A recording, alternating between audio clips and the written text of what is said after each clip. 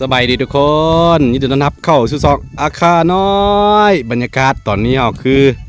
มาเฮ็ดหยังสักครู่มาเบิ่งควายเนาะเพราะว่าควายเป็นแผลก็เลยว่ามาเดี๋ยวมาทายาให้มัน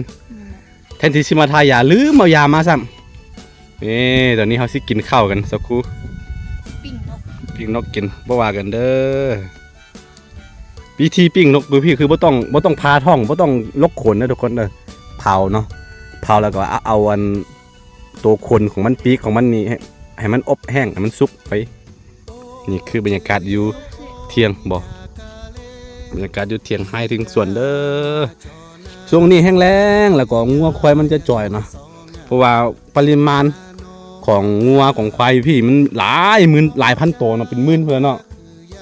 ชาวบ้านทั้งหมดนี่พี่เป็นพันตัวนะหลายพันตัวนะครอบครัวหนึ่งยังน้อยๆก็มี4-5ตัวเลยนี่มี100 กว่าหลังคาคิดบ้างไหมเท่าไหร่ เป็นพันเนาะโอเคทุกคนตอนนี้เสาคูซีย่างนกกินเผานก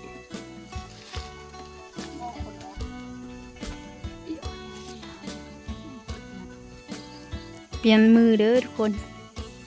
หายขันหน่อยเผา ไฟมันแรงว่าหาแบบนี้กูไม่ได้กินพี่น้องเอ้ยเนาะนี่นะต้องอาศัยแบบนี้แหละ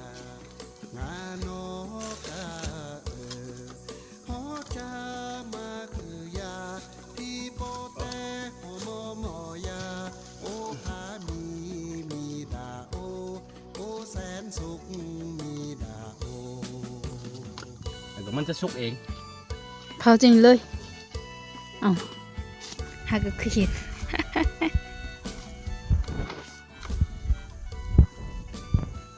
แดดจัด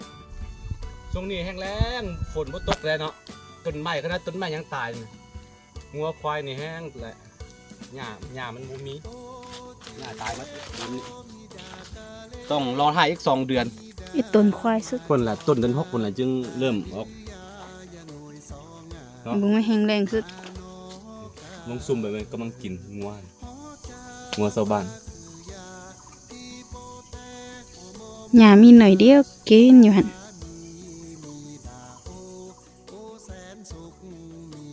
ถ้าบ่มีเกือบตายแล้ว โชคดีมีน้ำก็เริ่มแห้งแล้วน้ำก็แห้งอันเดียวก็โอ้แห้งแล้งเดี๋ยวเสี่ยวกลับไปบ้านสวนก่อนกลับไปบ้านสวนนี่มันปลูกอย่างพาราหลายนะมันเวลามันรุดออกไปนี่ว่าเป็นเรื่องของเขาขึ้นมามีได้มากินของเขาแทบบ่เป็นยังดอกเจ้าของเด้ไปกินของคนอื่นน่ะนะมันโอ้ ขายควายก็บ่ คอยไปแทนก็บ่ได้นัก ได้เสียอีก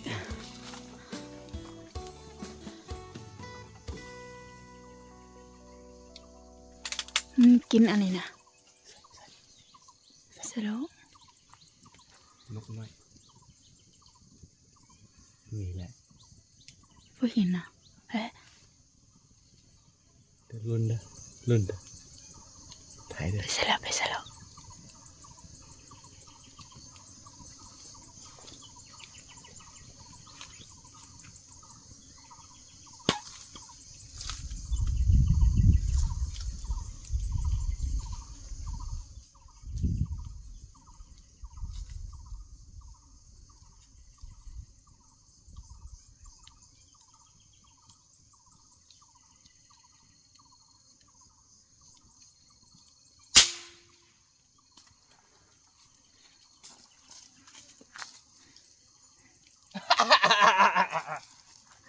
ได้แล้วน้อยๆหมายว่าละไก่ที่หมายมาดิ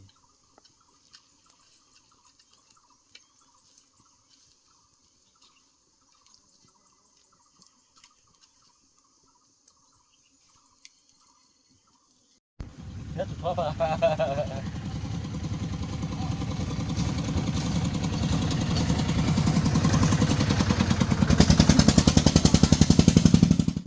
กินข้าวเด้อคือสุดเยอะ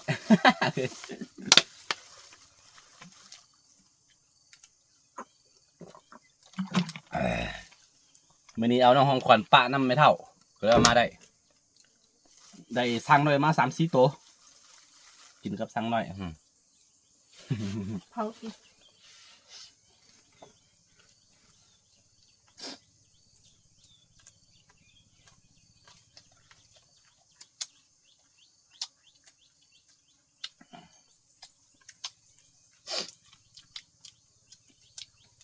ชีวิตก็ซ้ำนี่แหละพี่น้องเอ้ยเดี๋ยวอีกบ่โดนก็สิได้กลับอะจักไปสิไปก่อนเอามันเดือด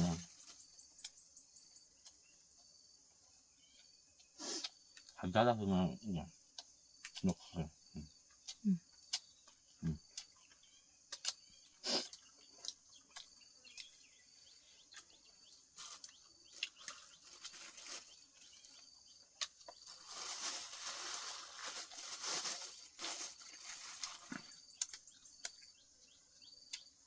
มาสอกงัวมาสอกควายบางมือก็บ่สกเด็กก็บ่ได้เห็นมันเลยเนาะ แม่น เพราะมันไปหากินใกล้ๆคืออันงัวอากินหน่อยกับคำวันหายไป2 เดือนหาก็เห็นงัวน้อยนะหาค่อยไปเห็นเนาะพอค่อยเลาะปลา บ่จะสุกเดือนติ 2-3 เดือนแล้วเนาะ เดือนตุก แต่ว่าของเราสกดีมันสิหากินได้บนเดียวนี้ ก็ไปไกล มันบ่ลึงเพราะว่ามันเป็นเจ้าของพื้นที่เลยเป็นอันงัวควายของมูเซอร์เอาไปซื้ออยู่เพิ่นมาเนี่ย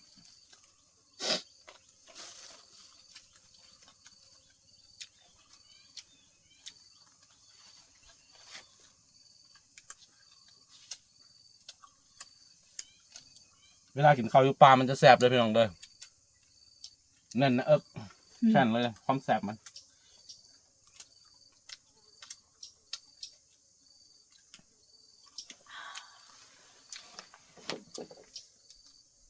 มาอีกแล้วกินข้าวซ่า พานั่งกินข้าวอยู่นี่มันมาแล้วก็ยิงมากิน ทั้งตัวอะ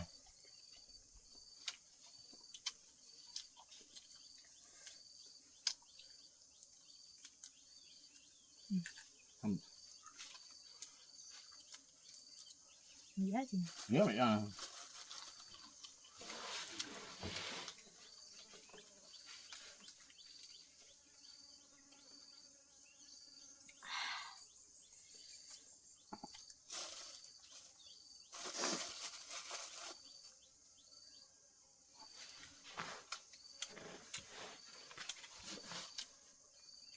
อันเดินมานี่ปลาเหือย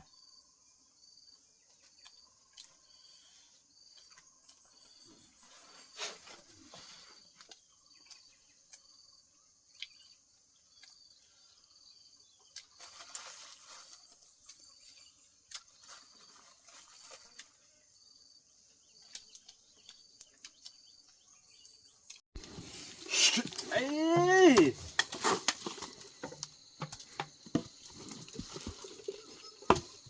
ตัวหนึ่งไปใส่หรอกอยู่ล่าง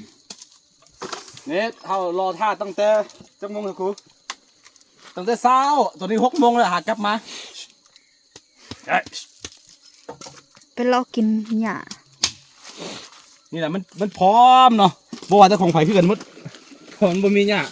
เดี๋ยวมื้อเราสิกลับไปบ้านสวนแล้วเอาสิไปอยู่บ้านสวนแล้วทั้งนะ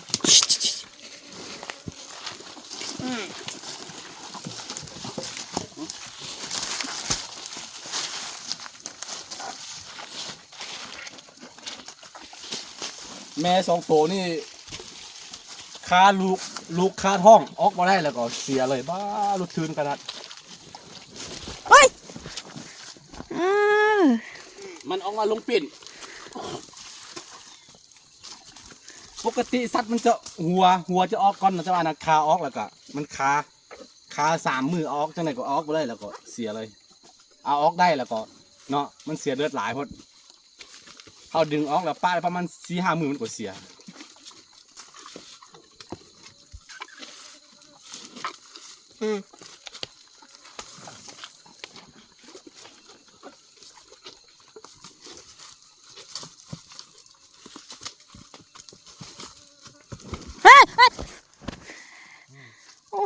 กือบลม เออเป็นหยัง เกือบตามอยู่นี่ เน่เน่เน่เน่เน่แล้วก็ ยัดกันกินเกลือเนี่ย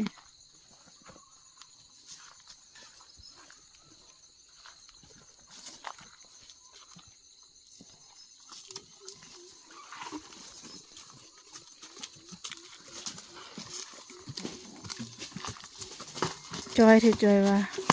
เห็นแต่กระดูก หน้าแรง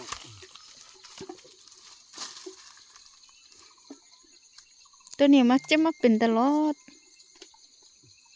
เป็นแพรใหญ่ๆอีกแล้ว